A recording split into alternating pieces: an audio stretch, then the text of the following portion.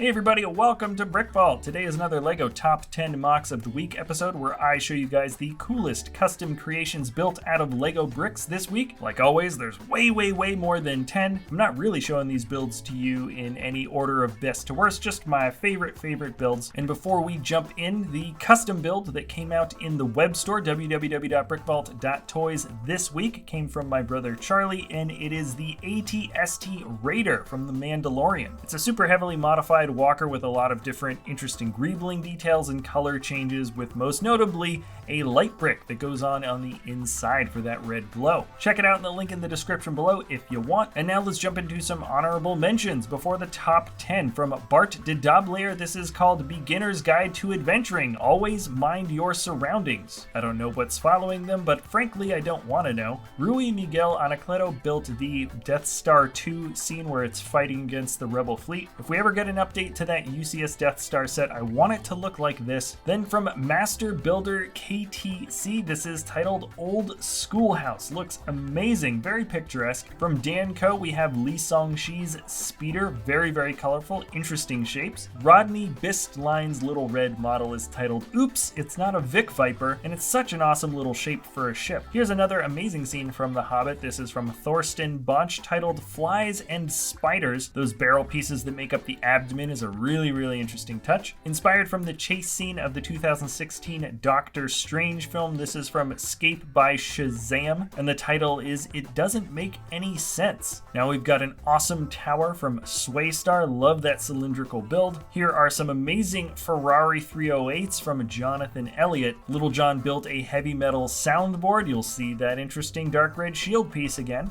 along with like a bunch of other weird interesting pieces used for knobs and handles. Then from Fabs, this is titled Nerthus 20. The hulls from the Technic Catamaran make up the bulk of this ship body. Interesting little wing design. And then for wintertime, Norton 74 has changed his Into the Wild build into the Snowy Magic Bus. Love the details. Look closer and closer at this build if you want. And the Red Sands Fort from Intert looks like an interesting little micro build. Here's another big plane from Big Planes. This is the Southwest 727-200. Love the tan. And if you have any extra time, you should check out some of the close shots of this Snakes of Moffat from Peter Ilmrud. I think this was a collaborative build. First Order Lego has Kriegna's Escape from the Mandalorian Chapter 10. He must be building pretty fast to try to keep up with these episodes coming out. And then the G Bricks has the Lego Lamborghini Countach, built at I think 7 stud, 8 stud wides. It's amazing design though. And then as a submission to a Lego Ideas building contest from Gallery Deanta, this is Two Men. Pretty simple yet striking imagery. And now let's jump into the top 10 builds. In no particular order, this first one here is from the builder Dornbi, and the title is McDonnell Douglas F-15C Eagle. He says this design was based loosely on another model maker's build, Snuff was, but we have some excellent shapes at this size. I particularly like the way some of these angles have come together on either side of the cockpit. That's a really interesting connection. And the wings and fins have an excellent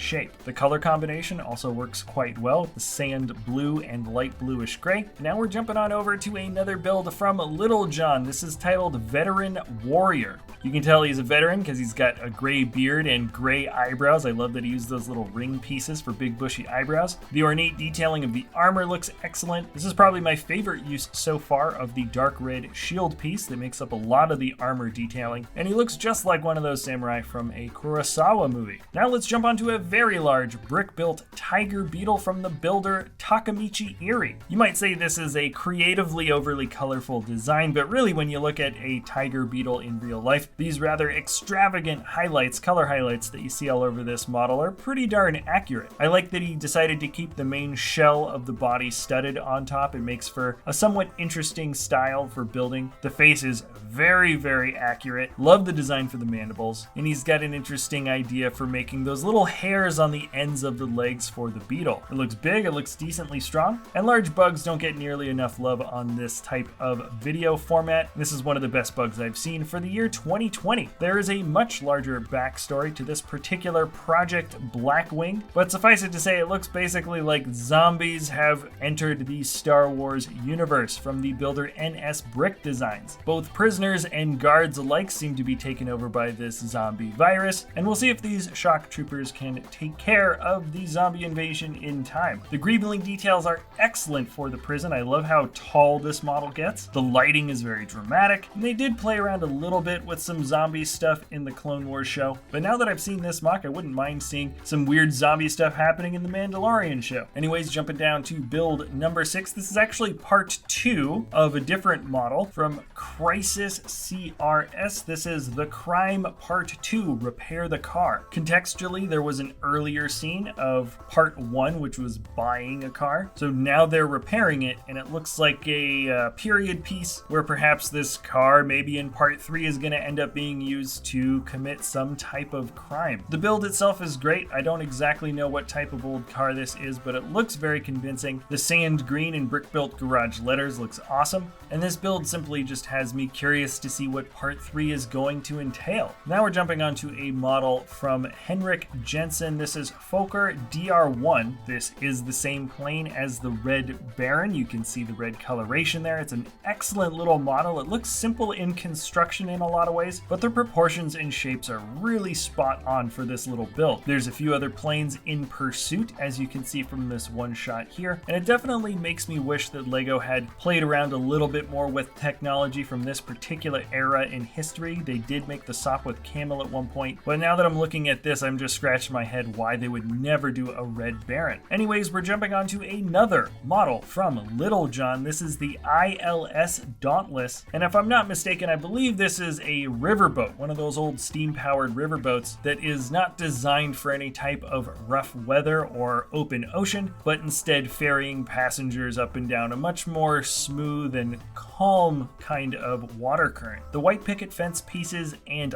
ladders used as guard railing, depending on which level, really makes the model look excellent. The color highlights pop extremely well, and LittleJohn has been building with that dark red shield piece, and perhaps you can guess where it is. Now we're jumping down to a model that actually does not have a title, though I think I could probably guess from the builder LDD Model Maker. This is a custom Imperial Dropship, or something that looks kind of close to it. You can see this image here where it is loosely based off of this old LEGO set, but now the dropship has a TIE interface, like it was designed directly from Sinar Fleet Systems. I particularly like it when it's rendered in the sand blue. It helps call out a little bit to those old blue color accents from the original set, and though it only exists as a digital render, my guess is that it's probably a decently strong model. Anyways, I really like this one detail that we have here with this scout trooper where the arm is dual molded with orange and black to show that orange pauldron. That's definitely an interesting touch. But anyways, yeah, the build is awesome. And I wonder if LDD Model Maker is gonna switch over to Studio 2.0. Anyways, let's move on to number 2. From Letranger Absurde, this is Zoya's Moving Cottage. The universe of this strange, odd fantasy world is very, very interesting. It looks like the earth, or the ground at least beneath them, is a swamp and also infested with spiders. So now the cottage is up on these big old wooden stilt legs that I suppose could walk around. It looks like this thing can definitely walk. My guess is they're trying to stay up and away from spiders, though I don't know why they couldn't just crawl up the legs. Maybe they're catching them and eating them. I hear they have a lot of protein, but either way, there's just a bunch of fun details to look at around the cottage and on the balcony, and the little Mohawk kitty Jeff piece on the rooftop is probably my favorite little detail included here. Now we're finishing off this episode here from a build by Koala Yummies. Excellent designer name. This is a 32 by 32 modular looking building. I don't think it's on an actual base plate, and thematically with some of these characters it kind of looks like this is an Italian building or some building that you could find in Italy. We've got two modern looking versions of Mario and Luigi. I suppose that's the giveaway for me. He's holding a plunger, but really what we're looking at are some excellent build details. I love the growing vines that come around the outside of the house. The brick and mortar bricks that make up the edges of this tan building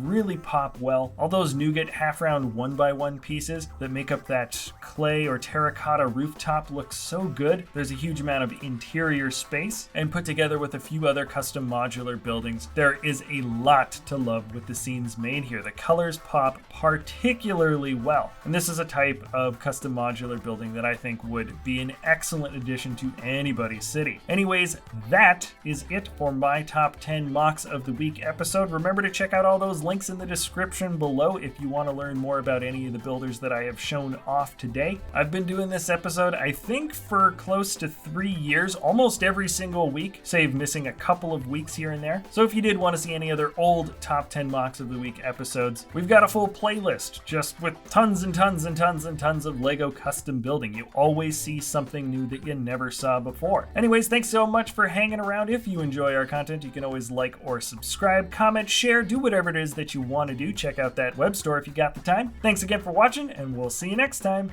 at BrickVault.